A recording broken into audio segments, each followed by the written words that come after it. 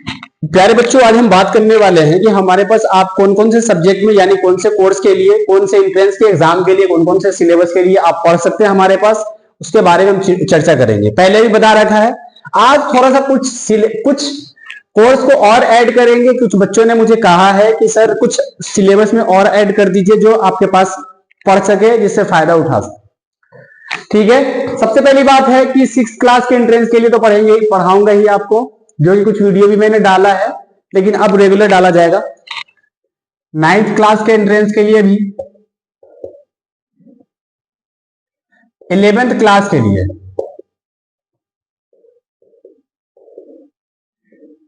लेकिन science stream के लिए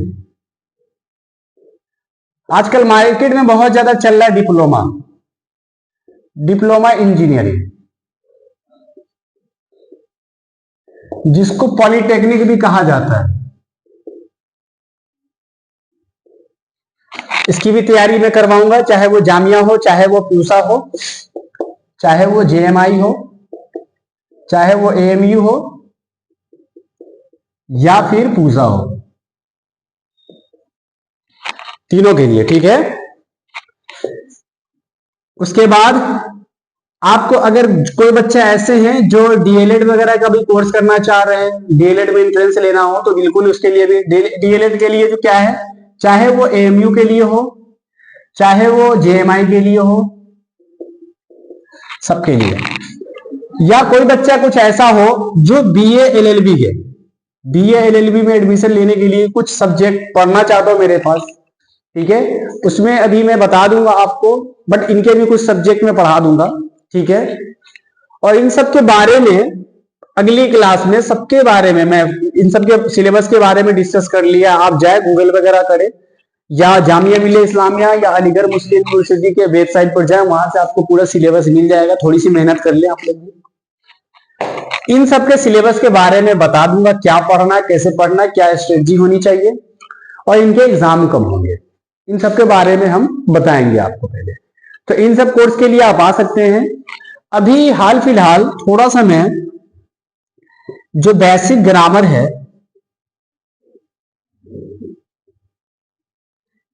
बेसिक ग्रामर हो, जैसे कुछ बच्चे ऐसे होते हैं जिनको नॉर्मल क्लासेस के लिए, जैसे 6th class, 7th class, 8th class, 10th class तक की जो ग्रामर वगैरह में दिक्कत होती है बेसिकली, उनसे भी रिलेटेड मैं वीडियो बनाऊंगा। आप वहां से क्लास ले सकते हैं बेसिक ग्रामर के लिए भी। ठीक है, आज नहीं तो कल एक वीडियो आपको जरूर मिल जाएगा क्लास में रिकॉर्डेड, जो क्लासरूम में बच्चों को पढ़ाता हूँ वही वीडियो आपको वहां मिलेगी। बेसिकली ज्यादातर जो मेरी वीडियो है वो क्लासरूम की ही वीडियो है, जो बच्चे पढ़ते रहते हैं उन सबकी वीडियो में यहाँ पर डाल देता हूँ, ताकि उन बच्चों का भी सिलेबस कवर अप हो जाए, और जो जिनको जहां तक वीडियो चले जाए वो भी ये कर ले।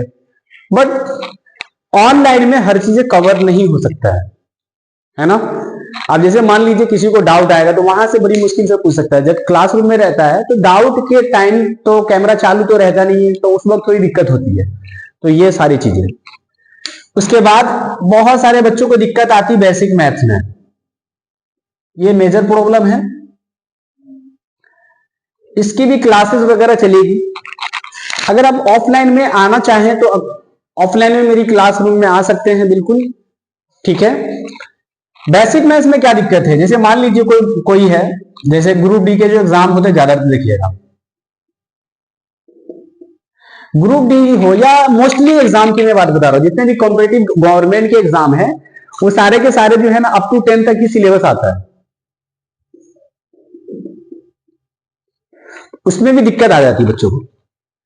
तो अगर आप अप टू 10 तक के लिए अगर ग्रुप डी के एग्जाम वगैरह की तैयारी कर रहे हैं तो मोस्ट वेलकम है। बेसिक मैथ से ही रिलेटेड अगर सॉल्व करेंगे, बेसिक मैथ आपका क्लियर होगा तो जाहिर सी बात है इनके क्वेश्चंस सॉल्व होना शुरू हो जाएंगे, तो आप एडवांस लेवल के भी क्वेश्चंस कर सकते हैं। फॉर एग्जांपल आप देखते होंगे जैसे गवर्नमेंट के जो एग्जाम होते हैं, रेलवे के, आरआरबी, एनटीपीसी वगैरह आरआरबी के भी एग्जाम होने वाले हैं। उसके बाद जैसे बैंकिंग के हैं। अब इसमें मोस्टली देखिएगा आप एचसीएफ, एलसीएम, ये सारी चीजों का ये आता है, कंपाउंड इंटरेस्ट है, उसके बाद सिंपल इंटरेस्ट है, और भी बहुत सारी चीजें आती है जो कि अप टू 8th के बच्चों को पढ़ाया जाता है। या किसी पॉलीगन का एरिया निकालना हो, पेरीमीटर निकालना हो, ये सबसे रिलेटेड चीजें आती है। उसको सीखने के लिए आपको बेसिक मैथ्स का आना जरूरी है। अब बेसिक मैथ्स में क्या है, कैलकुलेशन फास्ट कैसे करें, ये सारी चीजें आपको, बहुत सारी चीजें आपको मिल जाती है मार्केट में। बट इंपॉर्टेंट ये है कि आपको क्या सिखाया जा रहा है, कोई है ना। मसला ये नहीं है, मसला ये है कि आपको सिखाने के बाद आप कितनी प्रैक्टिस कर रहे हैं। किसी भी चीज को सीखने के लिए जरूरी क्या है कि कोई आपको सिखा दिया है, कोई चीजें बता दी किसी टॉपिक से रिलेटेड, तो मसला ये होनी चाहिए कि आप उसको प्रैक्टिस करें, मल्टीपल प्रैक्टिस करेंगे। अब 6 क्लास की है, 6 क्लास में बच्चे जो एंट्रेंस की तैयारी करते हैं, कुछ नहीं है, एनसीईआरटी की बुक को फॉलो करना है और एक गाइड आती है जो जामिया की, इन दोनों को बस पढ़ ले, काफी ये सफिशिएंट है। बट मल्टीपल टाइम पढ़ें और प्रैक्टिस करें। उनके जो क्वेश्चंस वगैरह अपने से भी खुद से बनाए, वहां से भी इसे निकाल के जो उनके लास्ट के जो पेपर्स होते हैं उनको सॉल्व करें। एक बार नहीं, 5 बार 7 बार करें, कंटिन्यूअसली करते रहे, तब जाकर आपका एग्जाम क्लियर होगा। इसी तरीके से 9th में भी है सेम चीज। अच्छा 9th में मजे की बात मैं बता देता हूँ। 9th में बच्चे का जो 6 में, देखो 6 में क्या है, लिमिटेड सिलेबस है, क्योंकि 5th क्लास का पढ़ना होता है बच्चों को, तो वहां पर गलती के चांसेस कम होते हैं। मतलब वहां पर बच्चे होते हैं तो बच्चों को संभालना ही इंपॉर्टेंट होता है, तो वहीं से वो बच्चे पेरेंट्स के अंडर में या टीचर के अंडर में होता है तो वो कवर अप करवा सकता है। लेकिन 9th क्लास में जब बच्चा थोड़ा सा मैच्योर होता है, थोड़ा सा, तो उस टाइम क्या करते हैं कि गाइड लेके आ गया, है ना। जैसे आजकल मार्केट में चलता है डॉक्टर शफीकुर रहमान या कॉन्सेप्टम की गाइड चलती है, बच्चे इनके क्वेश्चन सॉल्व करते हैं, हालांकि वो आते नहीं है पेपर में। अब कर लेता है, घर वालों को भी लगता है कि चलो मेरा बेटा बहुत बढ़िया तैयारी कर रहा है, गाइड से तुम दबा के, फायदा ही नहीं होता है। इनका भी सिलेबस एनसीईआरटी। अच्छा मजे की बात ये बता देता हूं, स्कूल में भी बच्चा एनसीईआरटी में पढ़ता है ठीक ठाक। 2 सब्जेक्ट ज्यादातर पढ़ता है, मैथ्स पढ़ता है और साइंस पढ़ लेता है। प्रैक्टिस करना पड़ता है, टीचर नहीं पढ़ोगे तो टीचर डंडा मारता है, कॉपी में काम पूरा करके नहीं जाए। फंसता कहां है, फंसता है सोशल स्टडीज में, फंसता है कहां, इंग्लिश में। अब स्कूल में क्या है, स्कूल में बच्चे को पढ़ने के लिए भेज देते हैं घर वाले, तो घर वाले बच्चे, स्कूल वाले क्या करते हैं, बच्चों का सिर्फ क्वेश्चन आंसर चेक करते हैं।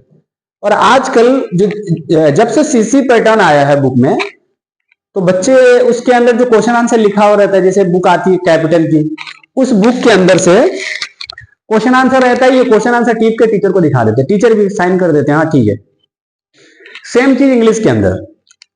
लेकिन जामिया वाला क्या करते हैं या अलीगढ़ वाले, एसएसटी के क्वेश्चंस वगैरह नहीं है, क्योंकि एमसीक्यू है, जाहिर सी बात है बुक के अंदर से आना है, बुक के बीच में से। अब बच्चे अगर डीपली पढ़े, लाइन पैराग्राफ बाय पैराग्राफ पढ़े, एक डेट को सिस्टमेटिकली ऑर्डर से सेट कर ले, तो वहां पर क्या हो जाएगा, बच्चे का सिलेक्शन होने के चांसेस है 9th क्लास के लिए। इंग्लिश ग्रामर का आता है या अनसीन पैसेज वगैरह आता है इनके अंदर। अब ग्रामर जो है लिमिटेड सिलेबस होता है। स्कूल में बच्चे सब क्या है, कुछ अच्छे स्कूल है, प्राइवेट स्कूल जो पब्लिक स्कूल में है, हालांकि हर स्कूल अच्छा ही होता है, बच्चे पढ़ते नहीं है, टीचर भी उतना सीरियस लेते नहीं, क्योंकि अभी तक की जो पॉलिसी थी गवर्नमेंट की 8वीं तक बच्चों को पास करना है, लेकिन अब जो है ना फेल होंगे। तो अब बच्चों को मेरे ख्याल से पढ़नी चाहिए। बट ग्रामर में उतना ये नहीं होता है, जंबल वर्ड वगैरह आते हैं, नॉर्मल ग्रामर का आता है, बच्चे यूं ही कर लेते हैं। बट जामिया वाले ऐसा नहीं, जामिया में आप जाएं तो आपको नाउन के टाइप पढ़ने पड़ेंगे पूरे, आपको जाएंगे टाइप ऑफ सेंटेंस पढ़ना पड़ेगा, आपको प्रीपोजिशन पढ़ना पड़ेगा, आपको आर्टिकल पढ़ना पड़ेगा, आपको अनसीन पैसेज पढ़ना पड़ेगा, ठीक है। हाँ, नरेशन जो है ना, डायरेक्ट स्पीच इनडायरेक्ट स्पीच, वो भी करना पड़ेगा इंग्लिश के सिलेबस के अंदर। तो बच्चे यही दोनों सिलेबस में मोस्टली फंस जाते हैं। मैथ्स के भी क्वेश्चंस आते हैं, थोड़े अच्छे क्वेश्चंस आते हैं, एनसीईआरटी के जो मोस्टली क्वेश्चन कर लेंगे, उसके बाद जो उससे रिलेटेड अच्छे अच्छे क्वेश्चन सॉल्व करेंगे कोई अच्छी बुक वगैरह से, तो जाके सिलेक्शन होता है। साइंस में भी सेम चीजें बीच में से आती है, बच्चे गाइड निकाल के पढ़ना शुरू कर देते हैं, तो गाइड को तो सॉल्व करना ही, ये बात की बात है, लेकिन आपका जो पहला कंपल्सन है, कंपल्सरी जो सब्जेक्ट है, वो आपको एनसीईआरटी पर 100% फोकस करना पड़ेगा। यानी एनसीईआरटी के एक एक क्वेश्चंस को सॉल्व करने पड़ेंगे, तब जाकर आपको मजा आएगा, ठीक है। सेम चीज 11th के एंट्रेंस की बात करें, साइंस स्ट्रीम का बच्चा लाइन बाय लाइन पढ़ने पड़ेगा एनसीईआरटी, गाइड तो एक पता चल जाएगा उसके अंदर की क्वेश्चंस है सैंपल क्वेश्चन, ठीक है। तो सिंपल क्वेश्चंस करने के लिए सिर्फ क्वेश्चन ट्राई करें इनके, पढ़ ले, टाइम है तो उसके अंदर भी बीच में लिखा हुआ वो भी समरी पढ़ ले, वो भी अच्छा रहेगा, फायदामंद रहेगा। लेकिन इस गाइड को पढ़ने से पहले एनसीईआरटी पर 100% कमांड होनी चाहिए। डिप्लोमा इंजीनियरिंग वाले जो है, पॉलिटेक्निक वाले, ये 9th को भी पढ़ना पड़ेगा, 10th को भी पढ़ना पड़ेगा। जैसे इसे पढ़ा है लाइन बाय लाइन एनसीईआरटी पढ़िए, और जो अच्छे रिफ्रेशर वगैरह हो, अच्छी रिफ्रेशर, उससे क्वेश्चन सॉल्व करें, टाइम वेस्ट नहीं करे उनके बीच का पढ़ के। हाँ, अगर क्वेश्चन सॉल्व हो जाए उसके बाद ही वक्त बचे। अब कुछ बच्चे ऐसे होते किताबी कीड़ा बन जाते हैं, लेकिन ध्यान देते नहीं, बस टिक करते जाते हैं, हाँ आंसर ये डी, पीछे देख लिया आंसर शीट में से, टिक कर दिया। ये भी नहीं करना है, आपको क्वेश्चंस पर एकदम कमांड होनी चाहिए, बढ़िया ढंग से प्रैक्टिस करें। अगर मान लीजिए मैंने अभी डिप्लोमा वाले को बताया एमयू में कि 27 अप्रैल को, यानी 27 अप्रैल पर, तो 27 अप्रैल मीन्स 99 डेज लेफ्ट, 99 दिन। अब 99 दिन लेफ्ट है तो इसका मतलब है कि वक्त ठीक ठाक है, आप पढ़ेंगे सही ढंग से तो कर सकते हैं, 9, 10 दोनों पढ़ना पड़ेगा। अब आते हैं डीएलएड वाले बच्चे। अब डीएलएड में क्या है, बेसिकली 12th के बाद होता है डीएलएड का। अब बच्चे कंफ्यूज रहते सर पढ़ना क्या है, तो सबसे पहली बात आपका जीके ठीक होनी चाहिए, और करंट अफेयर तो बहुत जरूरी चीज है। अगर आप करंट अफेयर नहीं पढ़ रहे हैं, आफ्टर 12th के बाद जितने भी एग्जाम है ज्यादातर, इनके लिए करंट अफेयर का होना बहुत जरूरी है। तो आप, अगर आपको डीएलएड या बीए एलएलबी वगैरह में जाना है तो आपको करंट अफेयर में बहुत अच्छा कमांड होनी चाहिए, यानी कि कम से कम 5-6 महीना या 1 साल का आपको नॉलेज होनी चाहिए, या 6 महीना भी सफिशियंट है।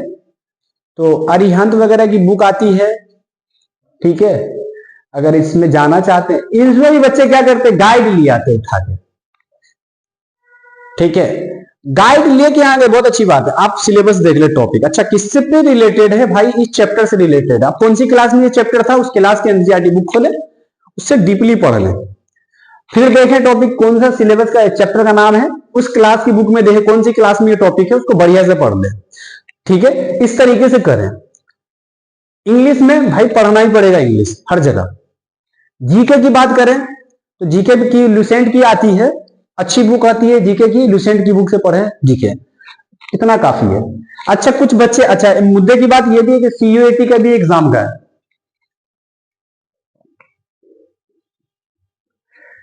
देखो असल में सीयूईटी वाला हो एग्जाम, ये आफ्टर 12th के बाद जो किसी भी कॉलेज में ग्रेजुएशन में एडमिशन लेना आपको, तो वो जस्ट चेक करता आप है कि नहीं वो कॉलेज में आने का, उस कोर्स से रिलेटेड है कि नहीं। तो जाहिर सी बात है जो सब्जेक्ट पढ़े होंगे वही से रिलेटेड पूछेगा, लेकिन उसके अंदर आपको कुछ चीजें ऐड कर दी जाएगी।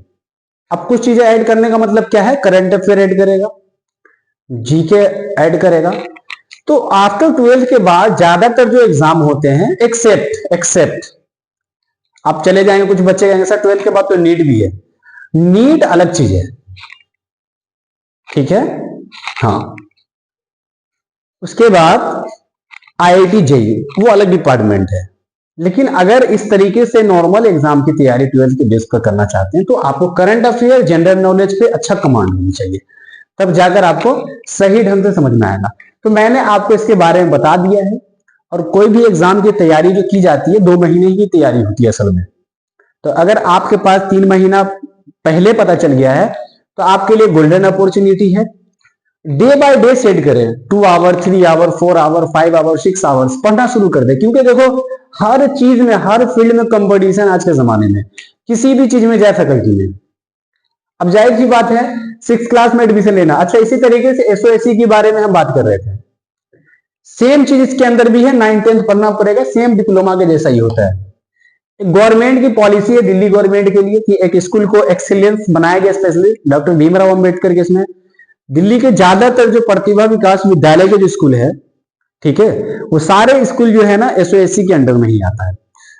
वहां पर क्या मिशन है कि आफ्टर 9th के बाद ही बच्चों को, या 11th के बाद, 9th के बाद भी, 11th के बाद भी साइंस एंड टेक से रिलेटेड, यानी टेक्नोलॉजी की तरफ बच्चों को जाने की कोशिश भेजा जाता है, ताकि बच्चों के अंदर एक साइंस एंड टेक्नोलॉजी से रिलेटेड उनको बचपन से ही उसके अंदर गुण लाया जाए। तो आप भी अगर कोई बच्चा इंटरेस्टेड है तो एसओएससी हो या इस तरीके के कोर्स में आप जाएं। आपने बहुत नाम सुना होगा पूसा के बारे में, पूसा पॉलिटेक्निक बहुत फेमस कॉलेज है,